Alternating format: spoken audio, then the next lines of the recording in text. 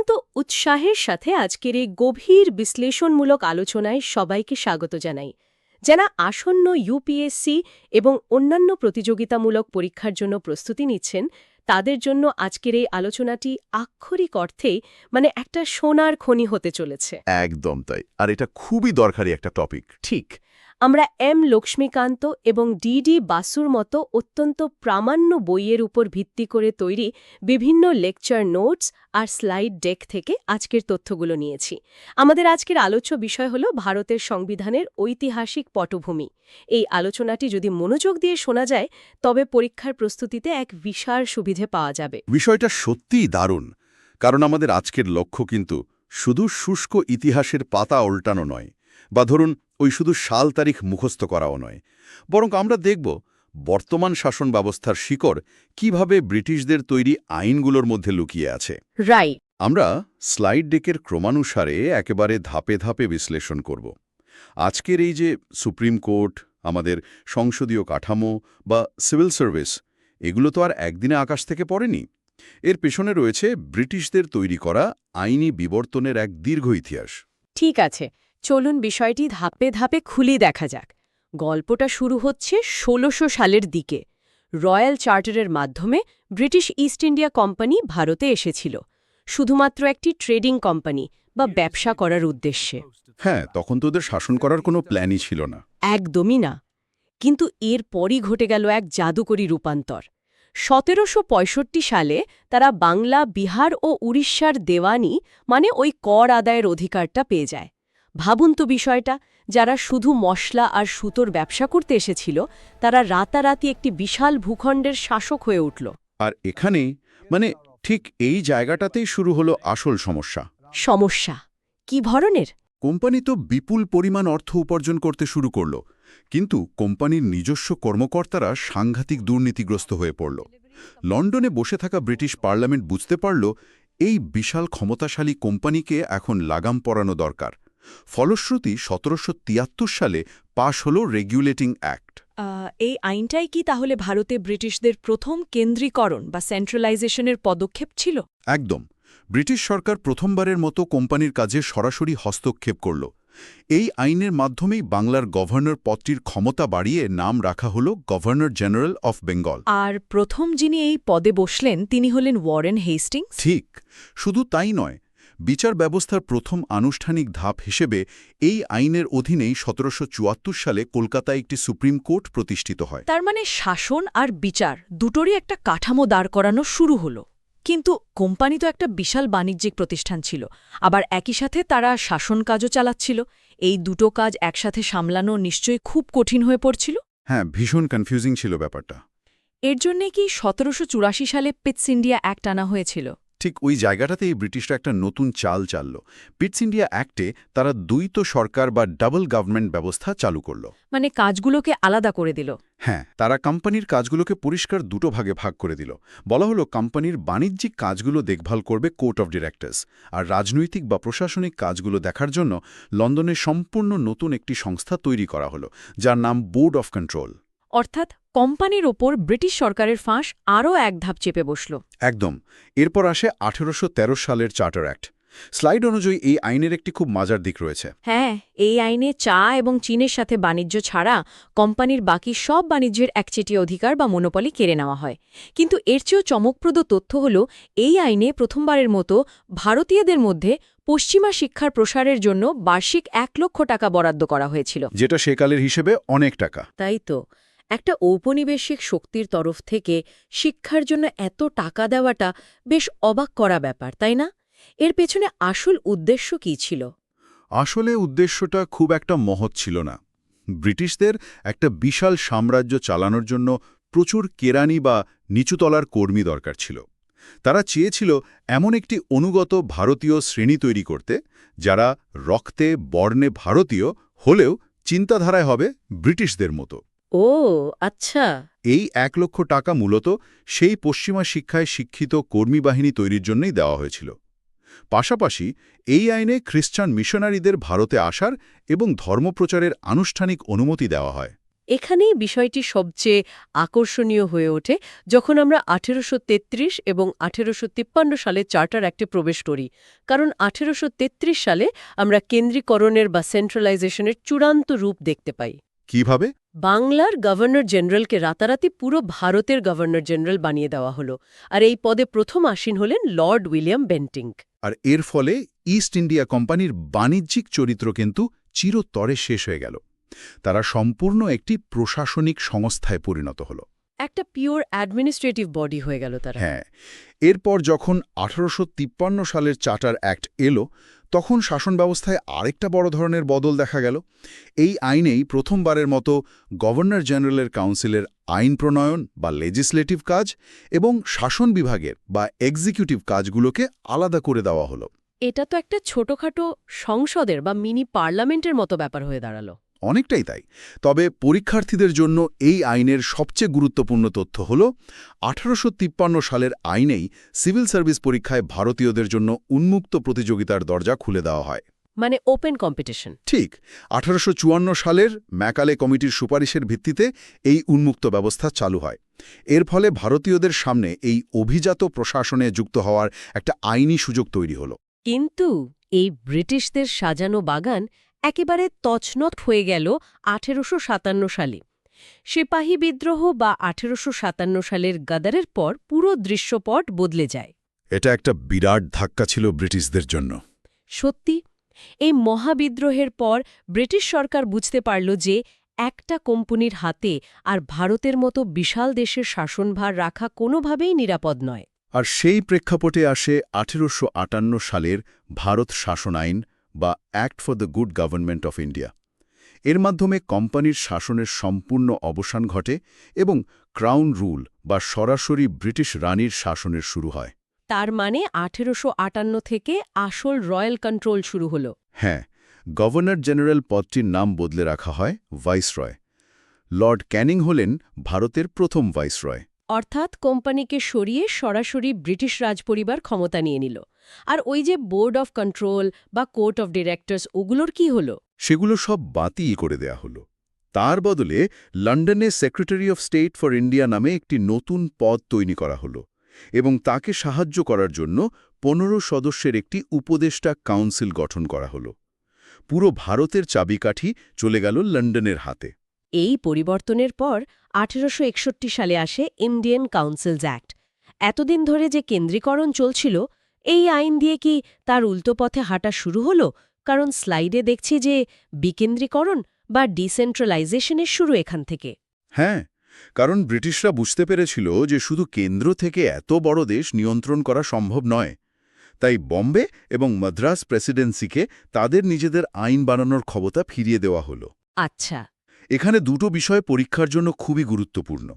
প্রথমত, লর্ড ক্যানিংয়ের চালু করা পোর্টফোলিও সিস্টেম বা মন্ত্রিত্ব বন্টন ব্যবস্থাকে আইনি স্বীকৃতি দেওয়া হলো। এই পোর্টফোলিও সিস্টেমটা একটু সহজ করে বললে, আজকের দিনে যেমন একজন মন্ত্রী স্বাস্থ্যমন্ত্রক সামলান, আরেকজন শিক্ষামন্ত্রক দেখেন, এটাই তো? ঠিক তাই। কাউন্সিলের একজন সদস্যকে সরকারের এক বা একাধিক নির্দিষ্ট বিভাগের দায়িত্ব দেওয়া হলো। আর দ্বিতীয় গুরুত্বপূর্ণ বিষয়টা হলো, জরুরি অবস্থায় ভাইসরয়কে অর্ডিন্যান্স বা অধ্যাদেশ জারি করার ক্ষমতা দেওয়া হয়। এটা তো দারুণ একটা তথ্য। কারণ আজও আমাদের ভারতের সংবিধানে রাষ্ট্রপতির হাতে এই অর্ডিন্যান্স জারির ক্ষমতা বিদ্যমান। মানে সেই 1861 সালের একটা আইন আজও আমাদের শাসন ব্যবস্থার অংশ হয়ে আছে। একদম, এটাই তো ইতিহাসের মজা। এরপর 1892 সালের ইন্ডিয়ান কাউন্সিলস অ্যাক্টের মাধ্যমে আইনসভায় বেসরকারি সদস্য সংখ্যা আরও বাড়ানো হল। এখানে সবচেয়ে বড় পরিবর্তন ছিল এই সদস্যদের প্রথমবারের মতো বাজেটের উপর আলোচনা করার একটা সীমিত অধিকার দেওয়া হল। এটা ছিল একটা পরোক্ষ নির্বাচনের দিকে খুব ছোট পদক্ষেপ। কিন্তু এর পরেই আসে 1909 সালের অত্যন্ত আলোচিত মরলে-মিন্টো সংস্কার। এটা নিয়ে তো প্রচুর বিতর্ক আছে। হ্যাঁ, এখানে আমরা বিভিন্ন ঐতিহাসিক উৎসের দিকে যদি তাকাই, দেখতে পাব যে এই আইনে একটি অত্যন্ত সুদূর প্রসারী সিদ্ধান্ত নেওয়া হয়। হিন্দু ও মুসলিমদের মধ্যে বিভাজন সৃষ্টির উদ্দেশ্যে পৃথক নির্বাচন বা সেপারেট ইলেক্টোরেট ব্যবস্থা চালু করা হয়। একটু পরিষ্কার করা যাক, পৃথক নির্বাচন মানে হল মুসলিম প্রার্থীদের কেবল মুসলিম ভোটাররাই ভোট দিতে পারবেন। ঐতিহাসিক উৎসগুলো এবং বইয়ের তথ্য অনুযায়ী লর্ড মিন্টোকে এই কারণে সাম্প্রদায়িক নির্বাচনের জনক বা ফাদার অফ কমিউনাল ইলেক্টোরেট বলা হয়। এখানে আরও একটি জরুরি পয়েন্ট আছে। এই আইনের মাধ্যমেই ভাইসরয়ের এক্সিকিউটিভ কাউন্সিলে প্রথমবারের মতো কোনো ভারতীয় যুক্ত হওয়ার সুযোগ পান। উনি কে ছিলেন? সত্যেন্দ্র প্রসাদ সিনহা বা এস.পি. সিনহা। তিনি আইন বিষয়ক সদস্য হিসেবে এই কাউন্সিলে যোগদান করেন, যা ছিল সে সময়ে একটা বিরাট ঐতিহাসিক অর্জন। এই বিষয়টিকে যদি আমরা বৃহত্তর প্রেক্ষাপটের সাথে যুক্ত করি তাহলে দেখব এরপর আসে ১৯১৯ সালের মন্টেগো চেমসফোর্ড সংস্কার। এখানে এসে ব্রিটিশরা বলতে শুরু করে যে তারা ভারতে ধীরে ধীরে একটি দায়িত্বশীল সরকার বা রেসপন্সিবল গভর্নমেন্ট প্রতিষ্ঠা করতে চায়। হ্যাঁ, তারা মুখে অন্তত সেরকমই বলছিল। স্লাইডে দেখছি এই আইনের সবচেয়ে বড় বৈশিষ্ট্য ছিল প্রদেশের ডায়ার্কি বা দ্বৈত শাসন ব্যবস্থার প্রবর্তন। এই ডায়ার্কি বিষয়টা একটু ভালোভাবে বোঝা দরকার। প্রাদেশিক বিষয়গুলোকে দুটি ভাগে ভাগ করা হয়: রিজার্ভড বা সংরক্ষিত এবং ট্রান্সফার্ড বা হস্তান্তরিত। হ্যাঁ, রিজার্ভ তালিকায় ছিল পুলিশ, অর্থ, রাজস্ব, বিচার ব্যবস্থার মতো সবচেয়ে গুরুত্বপূর্ণ বিষয়গুলো, যা সরাসরি ব্রিটিশ গভর্নরের হাতে ছিল। আর ট্রান্সফার্ড তালিকায়? ট্রান্সফার তালিকায় ছিল স্বাস্থ্য, শিক্ষার মতো বিষয়, যা ভারতীয় মন্ত্রীদের হাতে ছেড়ে দেওয়া হয়। মানে ধরুন, একজন ভারতীয় মন্ত্রীর কাছে স্বাস্থ্য দপ্তর তো আছে, কিন্তু হাসপাতাল বানানোর জন্য যে টাকা দরকার সেই অর্থ দপ্তরের নিয়ন্ত্রণ তার কাছে নেই। বেশ একটা হতাশাজনক পরিস্থিতি। ঠিক ধরেছেন।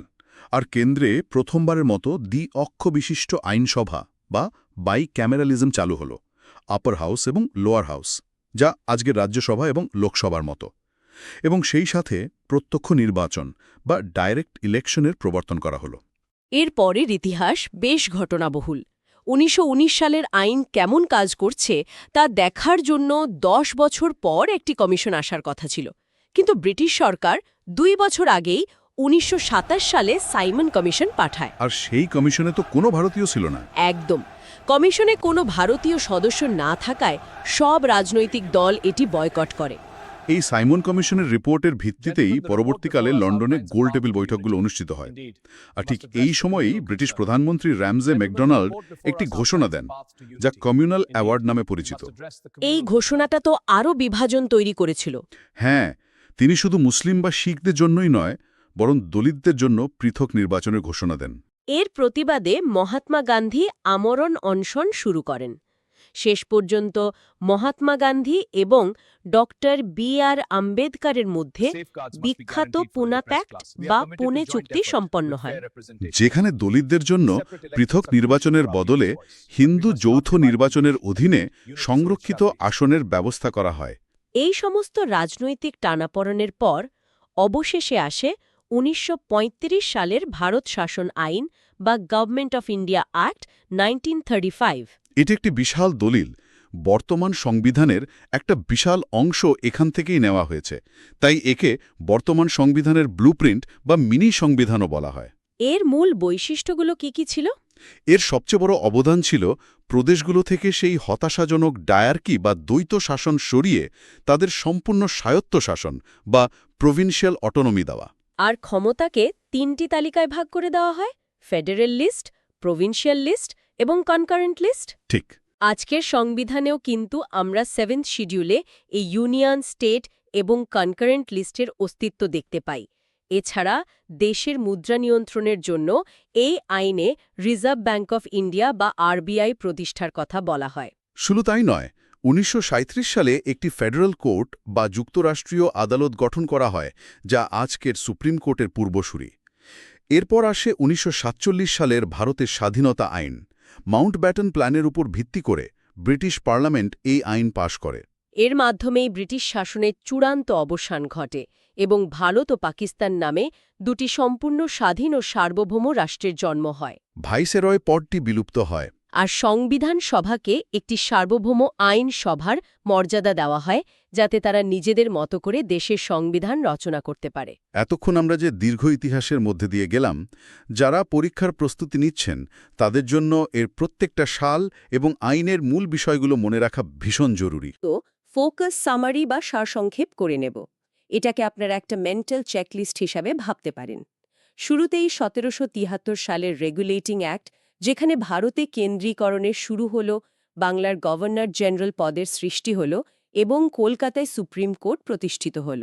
এরপর 1784 সালের পিটস ইন্ডিয়া অ্যাক্টে এলো দ্বৈত শাসন ব্যবস্থা। বাণিজ্যের জন্য কোর্ট অফ ডাইরেক্টরস এবং রাজনীতির জন্য বোর্ড অফ কন্ট্রোল তৈরি হলো। 1813 সালের চার্টার অ্যাক্টে কোম্পানির বাণিজ্যে একচেটিয়া অধিকারের অবসান ঘটল, তবে চা ও চীনের সাথে বাণিজ্য বহাল রইল। আর শিক্ষার জন্য প্রথমবারের মতো 1 লক্ষ টাকা বরাদ্দ করা হলো।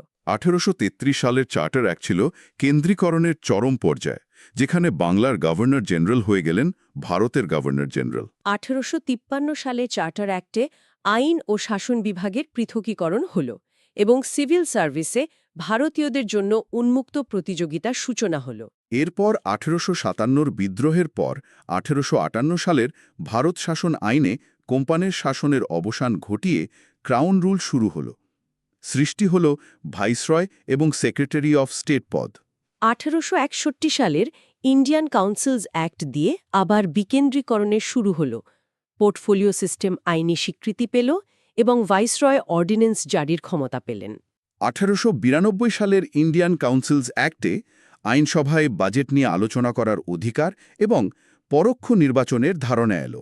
এরপর 1909 সালের মর্লে মিন্টো সংস্কারে পৃথক নির্বাচন বা সেপারেট ইলেক্টোরেট ব্যবস্থার প্রবর্তন হল এবং এক্সিকিউটিভ কাউন্সিলে প্রথম ভারতীয় সদস্য হিসেবে এসপি সিনহা যোগ দিলেন।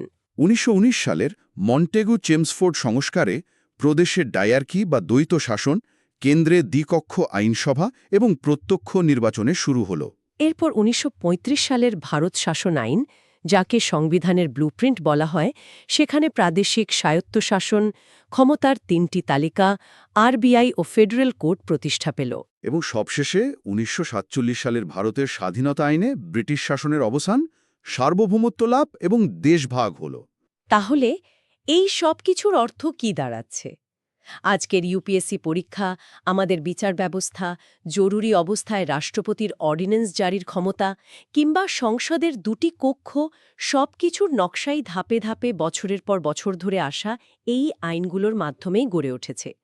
এটা শুধু পাঠ্য বইয়ের ইতিহাস নয়, এটি হলো আমাদের বর্তমান প্রশাসনের প্রকৃত ডিএনএ। এটি একটি গুরুত্বপূর্ণ প্রশ্ন তুলে ধরে।